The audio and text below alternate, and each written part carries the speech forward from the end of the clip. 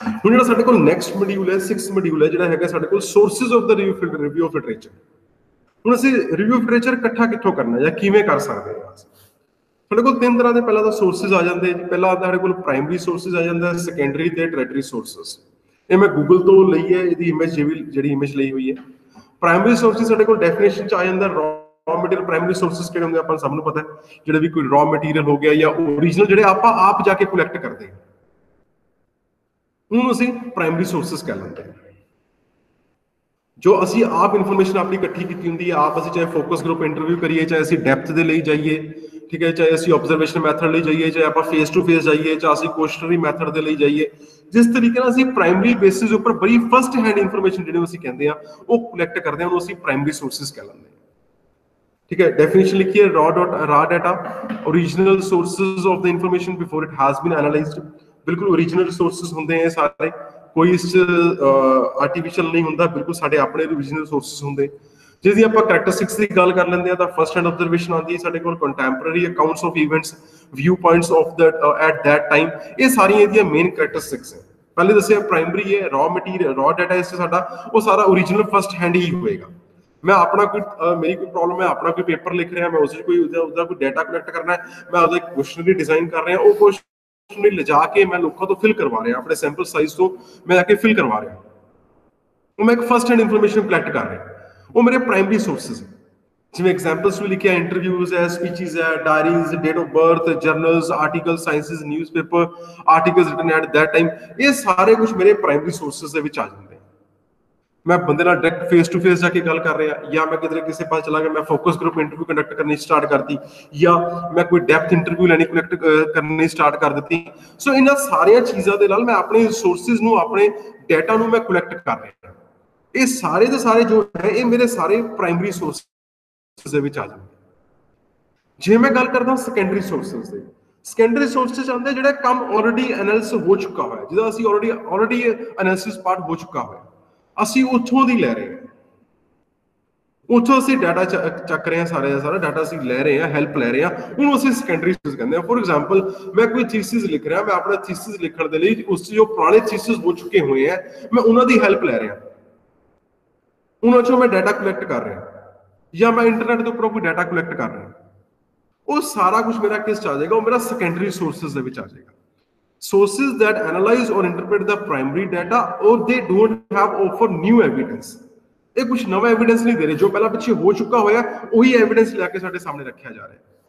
ਉਸ ਦੇ ਕਰੈਕਟਰਿਸਟਿਕਸ ਕੀ ਹੈ ਜੀ? ਇੰਟਰਪ੍ਰੀਟੇਸ਼ਨ ਆਫ ਇਨਫੋਰਮੇਸ਼ਨ ਹੈ written after event, offer review ਔਰ ਦਾ ਕਟੀ, ਰਾਈਟ। ਇਹ ਕੁਝ ਇੰਟਰਪ੍ਰੀਟੇਸ਼ਨ ਜੋ ਇਨਫੋਰਮੇਸ਼ਨ ਹੁੰਦੀ ਹੈ ਉਹਦੀ ਇੰਟਰਪ੍ਰੀਟੇਸ਼ਨ ਹੋ ਜਾਂਦੀ ਹੈ, ਉਹ ਇਵੈਂਟ ਤੋਂ ਬਾਅਦ ਲਿਖ ਲੈਂਦੇ ਆ, ਇਹ ਸਾਰਾ ਕੁਝ ਦੀਆਂ ਕਰੈਕਟਰਿਸਟਿਕਸ ਹੈ।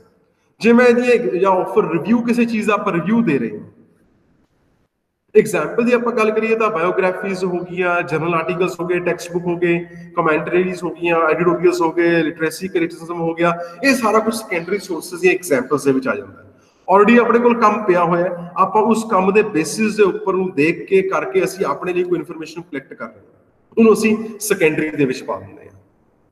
बट एक चीज़ हमेशा ध्यान रखिए, जो आप रिव्यू ऑफ लिटरेचर जा रहे हैं या आप रिसर्च के लिए जा रहे हैं, आप जिन्ने सैकेंडरी सोर्सिस घट यूज करांगे अपने लिए वधिया, जिन्ना आप अपना काम अपना प्राइमरी सोर्सिस के उपर रखांगे, अपना काम उन्ना ही ज्यादा जेन्युइन होएगा, उन्ना ही ज्यादा वो काम इंप्रैसिव होएगा, और उन्ना ही कॉन्फिडेंस साडे च होएगा अपने आप को डिफेंड करन दा जो साडा फाइनल वाइवा चल रहा होएगा। जे आप सारा कुछ सैकेंडरी बेस्ड कर दांगे फिर तो कोई फायदा ही नहीं होएगा। जे पहले किसी बंदे ने कहता सी भी हाँ जी कस्टमर सैटिस्फैक्शन के उपर प्राइसिंग इंपैक्ट पा रही है, जे मैं भी कहता प्राइसिंग इंपैक्ट पा रही है, नवा तो कुछ नहीं मैं दिता, नवा तो ता हुंदा ना जे मैं कहता हाँ जी जिहड़ा उत्थे तुहाडे प्रोडक्ट की टाइमली अवेलेबिलिटी है वो भी एक पॉइंट है, नवा तो ये हुंदा, वो फिर प्राइमरी च आ जाना सीगा। जे मैं सिर्फ सैकेंडरी चक्या भी हाँ जी प्राइसिंग इंपैक्ट पा रही है या ठीक है जी थोड़ी क्वालिटी इंपैक्ट पा रही है, तो फिर सैकेंडरी हो गया, मैं उन्होंने ऊपर ही दोबारा काम कर दिता। तीजे साडे कोल आ जांदा that is the tertiary sources. ये किहड़े हुंदे जी? Sources that compile data on a particular topic, एक पर्टिकुलर टॉपिक दे ऊपर जिहड़ा डाटा नूं वो कंपाइल कर दिंदे, उस तो असीं फिर अपनी इन्फॉर्मेशन ले लैंदे हां। Characteristics है दी collection or list of the primary and the secondary sources, reference works, finding tools for the sources, ये ना सारी characteristics है। Examples: encyclopedias, bibliographies, abstracts, indexes, literature reviews, library catalogs, or the databases. But ਜਿਹੜਾ ਕੰਮ already sources compile ਇੱਕ particular topic ਤੋਂ ਅਸੀਂ information ਚੱਕਦੇ ਆ, ਉਹ ਸਾਡਾ ਸਾਰਾ ਦਾ ਸਾਰਾ territory sources ਦੇ ਵਿੱਚ ਆ ਜਾਂਦਾ। ਕੋਈ ਲਿਟਰੇਚਰ ਰਿਵਿਊ ਹੈ ਪੁਰਾਣੇ ਵਾਲੇ ਹੋ ਗਏ, ਜਾਂ ਕੋਈ ਡਾਟਾ ਬੇਸਿਸ ਹੋਈ ਪਏ ਹੋਏ ਇੱਕ ਪਾਰਟਿਕੂਲਰ ਟੌਪਿਕ ਦੇ ਉੱਪਰ, ਇਨਸਾਈਕਲੋਪੀਡੀਆ ਪਿਆ ਟੌਪਿਕਸ ਦੇ ਉੱਪਰ, ਅਸੀਂ ਉਹਨਾਂ ਦੇ ਵਿੱਚੋਂ ਸਰਚ ਕਰ ਲੈਂਦੇ ਹਾਂ। ਬਿਬਲੀਓਗ੍ਰਾਫੀਜ਼ ਪਈਆਂ ਹੋਈਆਂ, ਇੱਕ ਬੰਦੇ ਨੇ ਬਿਬਲੀਓਗ੍ਰਾਫੀਜ਼ ਲਿਖੀਆਂ, ਅਸੀਂ ਆਪਣਾ ਪੇਪਰ ਲਿਖ ਰਹੇ ਸੀ, ਉਸ ਬੰਦੇ ਨੇ ਜੋ ਬਿਬਲੀਓਗ੍ਰਾਫੀਜ਼ ਲਿਖੀਆਂ ਅਸੀਂ ਉਹਨਾਂ ਬਿਬਲੀਓਗ੍ਰਾਫੀ 'ਚ ਸਰਚ ਕਰਨਾ ਸਟਾਰਟ ਕਰਤਾ, ਆਪਣਾ ਨਵਾਂ ਕੁਛ ਨਹੀਂ ਲੱਭਿਆ। ਉਹਨਾਂ 'ਚ ਅਸੀਂ ਅੱਗੇ ਲੱਭਣਾ ਸ਼ੁਰੂ ਕਰ ਦਿੱਤਾ। ਇੱਕ ਪਾਰਟਿਕੂਲਰ ਟੌਪਿਕ ਕਰ ਰਿਹਾ ਸੀ, ਫੋਰ ਐਗਜ਼ਾਮਪਲ ਕੰਪਲਸਿਵ ਬਾਇੰਗ ਦੇ ਉੱਪਰ ਪੇਪਰ ਲਿਖਿਆ, ਕਿਸੇ ਬੰਦੇ ਨੇ 10-15 ਬਿਬਲੀਓਗ੍ਰਾਫੀਜ਼ ਵਿੱਚ ਰੈਫਰੈਂਸਿਸ ਪਾਤੇ, ਇੱਕ ਤੀਜਾ ਬੰਦਾ ਆਇਆ, ਦੂਜਾ ਬੰਦਾ ਆਇਆ, ਉਹਨੇ ਵੀ ਕੰਪਲਸਿਵ ਬਾਇੰਗ ਦੇ ਉੱਪਰ ਪੇਪਰ ਲਿਖਣਾ ਸ਼ੁਰੂ ਕੀਤਾ। ਉਹਨੇ ਕੋਈ ਆਪਣੀ ਸਰਚ ਨਹੀਂ ਕੀਤੀ, ਜਿਹੜੀਆਂ ਪਹਿਲੇ ਬੰਦੇ ਨੇ ਉਸੇ ਬਿਬਲੀਓਗ੍ਰਾਫੀਜ਼ ਲਿਖੀਆਂ ਹੋਈਆਂ ਸੀ ਉਹਨਾਂ ਦੇ ਵਿੱਚ ਸਰਚ ਕਰਨਾ ਸਟਾਰਟ ਕਰ ਦਿੱਤਾ। ਦਾ ਟੈਰੀਟਰੀ ਸੋਰਸਿਸ ਅਬ ਅਸੀਂ ਹੈਲਪ ਲੈ ਰਹੇ ਹਾਂ। then ਕੁਝ ਸਾਡੇ ਕੋਲ ਅਕੈਡਮਿਕ ਡਾਟਾਬੇਸਿਸ ਆਲਰੇਡੀ ਪਏ ਹੋਏ ਹੈ, ਇੰਟਰਨੈਟ ਦੇ ਉੱਪਰ ਸਾਰੇ ਅਵੇਲੇਬਲ ਹੈ। That is IEEE explore IEG.org, portal.acm, sciencetrek.com, skiknowledge.com, scopus ਪਿਆ, search books ਪਿਆ ਹੋਇਆ, SRS ਪਿਆ ਹੋਇਆ, springer link ਪਏ ਹੋਏ, scholar google ਪਏ ਹੋਏ। ਪਹਿਲੇ ਇੱਕ ਪਿਆ ਹੋਇਆ ਸੀਗਾ ਸਾਇੰਸ SCI ਹੱਬ ਪਿਆ ਹੋਇਆ ਸੀ, ਅੱਜ ਕੱਲ ਉਹਦਾ ਵੀ ਥੋੜਾ ਚੱਲ ਰਿਹਾ ਸੀਗਾ, ਉਹਨੂੰ ਸ਼ਾਇਦ ਬੈਨ ਕਰਨ ਲੱਗੇ। ਉਹ ਵੀ ਕਾਫੀ ਹੈਲਪ ਕਈ ਵਾਰੀ ਕਰ ਦਿੰਦਾ ਲੋਕਾਂ ਦੀ। ਉਸ ਤੋਂ ਜਿਹੜੇ ਆਪਣੇ ਕਈ ਵਾਰੀ ਪੇਡ ਜਰਨਲਸ ਹੁੰਦੇ ਆ, ਆਪਾਂ ਉਸ ਨਹੀਂ ਪਰਚੇਸ ਕਰ ਸਕਦੇ ਤਾਂ ਆਪਾਂ ਉਸ ਤੋਂ ਲਿੰਕ ਕਾਪੀ ਕਰਕੇ ਉਸ ਤੋਂ ਆਪਾਂ ਪੇਪਰ ਡਾਊਨਲੋਡ ਕਰ ਲੈਂਦੇ ਆ। ਬਟ ਕਈਆਂ ਨੂੰ ਇਸੇ ਉੱਪਰ ਆਬਜੈਕਸ਼ਨ ਵੀ ਹੈ ਵੀ ਇਹ ਚੀਜ਼ ਨਹੀਂ ਹੋਣੀ ਚਾਹੀਦੀ, ਕਿਉਂਕਿ ਜਿਹੜੇ ਪੇਟੈਂਟਸ ਲਏ ਹੋਏ ਆ ਲੋਕਾਂ ਨੇ, ਜਿਹੜੇ ਪੇਡ ਜਰਨਲਸ ਦੇ ਵਿੱਚ ਲਏ ਹੋਏ ਆ, ਤਾਂ ਫਿਰ ਉਹਨਾਂ ਲਈ ਪ੍ਰੋਬਲਮ ਆ ਜਾਂਦੀ ਹੈ।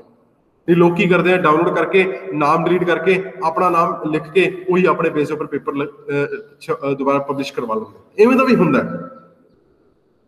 ਸੋ ਇਹ ਕੁਝ ਅਕੈਡਮਿਕ ਡਾਟਾਬੇਸਿਸ ਹੈ ਜਿਨ੍ਹਾਂ ਤੋਂ ਸਾਨੂੰ ਇੱਕ ਜੈਨੂਅਨ ਬੇਸਿਸ ਦੇ ਉੱਪਰ ਰਿਵਿਊ ਲਿਟਰੇਚਰ ਮਿਲ ਸਕਦਾ, ਔਰ ਅਸੀਂ ਉਹਨੂੰ ਜਾ ਕੇ ਅਸੀਂ ਉਸਨੂੰ ਕਲੈਕਟ ਕਰ ਸਕਦੇ ਹਾਂ। ਉਸ ਤੋਂ ਅਸੀਂ ਆਪਣੇ ਅਕੋਰਡਿੰਗ ਜੋ ਸਾਨੂੰ ਚਾਹੀਦਾ ਅਸੀਂ ਉਸ ਤੋਂ ਸਰਚ ਕਰ ਸਕਦੇ ਹਾਂ। ਇਹ ਸਾਰੇ ਈਜ਼ੀਲੀ ਅਵੇਲੇਬਲ ਹੈ, ਹਰੇਕ ਜਗ੍ਹਾ ਦੇ ਉੱਪਰ ਅਵੇਲੇਬਲ। ਤੁਸੀਂ ਗੂਗਲ ਤੇ ਸਰਚ ਕਰੋਗੇ ਅਲੱਗ-ਅਲੱਗ academic databases for writing review literature ਆ ਜਾਏਗਾ, ਫॉर ਟੇਕ ਹੈਲਪ ਫਰਮ ਦਾ ਰਿਵਿਊ ਲਿਟਰੇਚਰ ਅਕੈਡਮਿਕ ਡਾਟਾਬੇਸਿਸ ਕਿਹੜੇ ਆ ਸਾਰੀਆਂ ਸਟੇਟਸ ਤੇ ਸਾਡੇ ਸਾਰੇ ਖੁੱਲ ਜਾਣਗੀਆਂ। ਫਿਰ ਸਾਡੇ ਕੋਲ ਇੱਕ ਪੁਆਇੰਟ ਆਉਂਦਾ ਨਿਕਲ ਕੇ, ਜਿਹੜੇ steps in writing the review of literature. ਜੇ ਅਸੀਂ ਗੱਲ ਕਰੀਏ ਤਾਂ ਫਸਟ ਪੁਆਇੰਟ ਆਉਂਦਾ ਡਿਫਾਈਨ ਦਾ ਰਿਸਰਚ ਕੁਐਸਚਨ। ਪਹਿਲਾਂ ਆਪਣਾ ਰਿਸਰਚ ਕੁਐਸਚਨ ਜਿਹੜਾ ਉਹਨੂੰ ਡਿਫਾਈਨ ਕਰਨਾ। ਜਿਵੇਂ ਆਪਾਂ ਇੱਕ ਪ੍ਰੋਬਲਮ ਆਇਡੈਂਟੀਫਿਕੇਸ਼ਨ ਦਾ ਪੁਆਇੰਟ ਕੀਤਾ ਸੀਗਾ, ਉਵੇਂ ਡਿਫਾਈਨਿੰਗ ਰਿਸਰਚ ਕੁਐਸਚਨ ਦਾ ਪੁਆਇੰਟ ਆ ਜਾਂਦਾ ਵੀ ਮੈਂ ਇਸ ਚੀਜ਼ ਇੱਕ ਪਾਰਟਿਕੂਲਰ ਚੀਜ਼ ਹੈ, ਇੱਕ ਪਾਰਟਿਕੂਲਰ ਫੈਕਟਰ ਹੈ ਜਿਸ ਉੱਪਰ ਮੈਂ ਕੰਮ ਕਰਨਾ ਹੈ। ਦੈਨ ਉਹਨੂੰ ਡਿਫਾਈਨ ਤੁਸੀਂ ਕਰ ਲਓ, ਫਿਰ ਉਸ ਦੇ ਬੇਸਿਸ ਦੇ ਉੱਪਰ ਪਲਾਨ ਦਾ ਰਿਵਿਊ ਕਰੋ। ਜਿਵੇਂ ਫੋਰ ਐਗਜ਼ਾਮਪਲ ਆਪਾਂ ਇਹਦੀ ਐਗਜ਼ਾਮਪਲ ਲੈ ਕੇ ਚੱਲਦੇ ਹਾਂ। ਡਿਫਾਈਨ ਦਾ ਰਿਸਰਚ ਕੁਐਸਚਨ ਹੈ, ਮੈਂ ਰਿਸਰਚ ਕੁਐਸਚਨ ਡਿਫਾਈਨ ਕਰਤਾ ਜੀ, ਮੈਂ ਕੰਪਲਸਿਵ ਬਾਇੰਗ ਦੇ ਉੱਪਰ ਕੰਮ ਕਰਨਾ। ਮੈਨੂੰ ਵਧੀਆ ਟੌਪਿਕ ਵਧੀਆ ਲੱਗਿਆ, ਮੈਂ ਸਰਚ ਕੀਤਾ। ਅੱਜ ਕੱਲ੍ਹ ਲੋਕੀ ਬਿਨਾਂ ਮਤਲਬ ਸ਼ਾਪਿੰਗ ਕਰਦੇ ਆ, ਕੋਈ ਆਨਲਾਈਨ ਸ਼ਾਪਿੰਗ ਕਰਨ ਚਲਾ ਜਾਂਦਾ, ਕੋਈ ਆਫਲਾਈਨ ਕਰਨ ਚਲਾ ਜਾਂਦਾ, ਬਟ ਲੋਕੀ ਸ਼ਾਪਿੰਗ ਕਰਦੇ ਆ। ਲੋਕੀ ਬਿਨਾਂ ਮਤਲਬ ਪੈਸਾ ਫਜ਼ੂਲ ਪੈਸਾ ਖਰਚ ਕਰਦੇ ਆ। ਕਿਉਂ ਕਰਦੇ ਆ, ਕਿਵੇਂ ਕਰਦੇ ਆ, ਕਿੱਥੇ ਕਿੱਥੇ ਕਰਦੇ ਆ? ਮੈਨੂੰ ਸ਼ੌਂਕ ਹੈ। ਡਿਫਾਈਨ ਦਾ ਰਿਸਰਚ ਕੁਐਸਚਨ, ਮੈਂ ਡਿਫਾਈਨ ਕਰਤਾ ਜੀ, ਮੈਂ ਆਹ ਚੀਜ਼ ਕਰਨੀ, ਮੈਂ ਕੰਪਲਸਿਵ ਬਾਇੰਗ ਨੂੰ ਸਟੱਡੀ ਕਰਨਾ ਚਾਹੁੰਦਾ। ਆਪਣੇ ਰਿਵਿਊ ਨੂੰ ਸੈਕੰਡ ਪੁਆਇੰਟ ਆ ਜਾਂਦਾ ਪਲਾਨ ਦਾ ਰਿਵਿਊ। ਆਪਣਾ ਜੋ ਤੁਹਾਡਾ ਰਿਵਿਊ ਹੈ ਉਸਨੂੰ ਬੈਠ ਕੇ ਤੁਸੀਂ ਉਹਨੂੰ ਪਲਾਨ ਕਰ ਲਓ ਵੀ ਤੁਸੀਂ ਕਿੰਨੇ ਪੇਪਰ ਪੜ੍ਹਨੇ ਹੈ, ਕਿਹੜੇ ਪੇਪਰਸ ਤੁਸੀਂ ਪੜ੍ਹੋਗੇ, ਕਿੱਥੋਂ ਪੇਪਰਸ ਲੈ ਕੇ ਆਓਗੇ, ਕਿਹੜੇ ਸੋਰਸਿਸ ਤੋਂ ਤੁਸੀਂ ਉਹਨੂੰ ਬੈਠ ਕੇ ਪ੍ਰੋਪਰ ਉਹਦਾ ਇੱਕ ਪਲਾਨ ਦਾ ਰਿਵਿਊ ਕਰ। ਦੈਨ ਆਉਂਦਾ ਰਿਸਰਚ ਦਾ ਲਿਟਰੇਚਰ। ਹੁਣ ਜੋ ਜਰਨਲ ਤੁਸੀਂ ਫਾਈਂਡ ਆਊਟ ਕਰ ਲਏ, ਜੋ ਤੁਸੀਂ ਪਲਾਨਸ ਬਣਾ ਲਏ, ਉਸ ਦੇ ਵਿੱਚੋਂ ਤੁਸੀਂ ਆਪਣਾ ਲਿਟਰੇਚਰ ਜਿਹੜਾ ਉਸਨੂੰ ਸਰਚ ਕਰਨਾ ਸਟਾਰਟ ਕਰ ਦਿਓ, ਜੋ ਕੰਪਲਸਿਵ ਬਾਇੰਗ ਦੇ ਰਿਗਾਰਡਿੰਗ ਹੈ। ਜਿਹੜੇ ਫੈਕਟਰਸ ਹੋਣ, ਉਹਨੂੰ ਪੂਰਾ ਦਾ ਪੂਰਾ ਪੇਪਰ ਪੜ੍ਹ ਲਿਆ, ਉਸ ਤੋਂ ਅਸੀਂ ਰਿਵਿਊ ਦੇਖ ਲਿਆ, ਪਲਾਨ ਕਰ ਲਿਆ। ਹੁਣ ਉਸ ਦੇ ਵਿੱਚੋਂ ਤੁਸੀਂ ਪੁਆਇੰਟਸ ਨੂੰ ਫਾਈਂਡ ਆਊਟ ਕਰ ਲਓ, ਜਿਹਨੂੰ ਅਸੀਂ ਕਹਿੰਦੇ ਆ ਟੂ ਐਨਾਲਾਈਜ਼ ਦਾ ਮਟੀਰੀਅਲ। ਪਹਿਲਾਂ ਸਰਚ ਕਰ ਲਈ, ਰਿਸਰਚ ਤੋਂ ਬਾਅਦ ਜਿਹੜਾ ਮਟੀਰੀਅਲ ਤੁਹਾਡੇ ਕੋਲ ਆ ਗਿਆ ਉਸਨੂੰ ਤੁਸੀਂ ਉਹਦਾ ਐਨਾਲਿਸਿਸ ਕਰਨਾ ਸਟਾਰਟ ਕਰ ਦਿਓ ਵੀ ਇਹ ਆਥਰ ਨੇ ਆਹ ਪੁਆਇੰਟ ਕਹੇ ਕੰਪਲਸਿਵ ਬਾਇੰਗ ਦੇ ਰਿਗਾਰਡਿੰਗ ਵੀ ਕਿਉਂ ਹੁੰਦਾ, ਬੀ ਆਥਰ ਨੇ ਆਹ ਵਾਲੇ ਪੁਆਇੰਟ ਕਹਤੇ, ਸੀ ਆਥਰ ਨੇ ਆਹ ਪੁਆਇੰਟ ਕਹਤੇ। ਜਿਵੇਂ ਪਹਿਲਾਂ ਪਿਛਲੇ ਮੋਡਿਊਲ 'ਚ ਐਗਜ਼ਾਮਪਲ ਲੈ ਕੇ ਆਏ ਸੀ ਆਪਾਂ ਵੀ ਕੰਪਲਸਿਵ ਬਾਇੰਗ ਦੇ ਉੱਪਰ ਕਿਸੇ ਨੇ ਸਟੱਡੀ ਕਰਦਾ ਵੀ ਕਿਸੇ ਜੇ ਕੋਈ ਸਟ੍ਰੈਸ ਹੈ, ਜੇ ਕਿਸੇ ਬੰਦੇ ਨੂੰ ਸਟ੍ਰੈਸ ਹੋ ਜਾਂਦਾ ਉਹ ਵੀ ਸ਼ਾਪਿੰਗ ਕਰਨ ਵਾਸਤੇ ਚਲਾ ਜਾਂਦਾ, ਕੰਪਲਸਿਵ ਬਾਇੰਗ 'ਚ ਆ ਜਾਂਦਾ।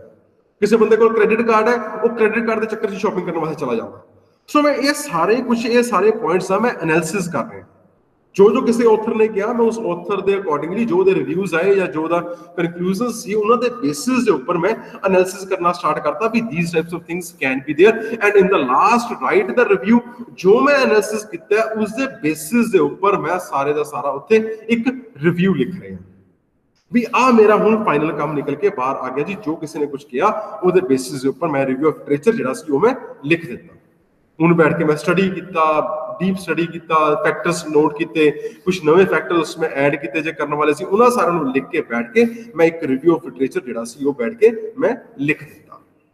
ठीक है सर, सो इस मॉड्यूल च इन्ना की है। आप नैक्सट मॉड्यूल च होर थोड़ा दो टॉपिक जिहड़े रह गए हुए हैं वो आप नैक्सट मॉड्यूल च डिस्कस करांगे। So thank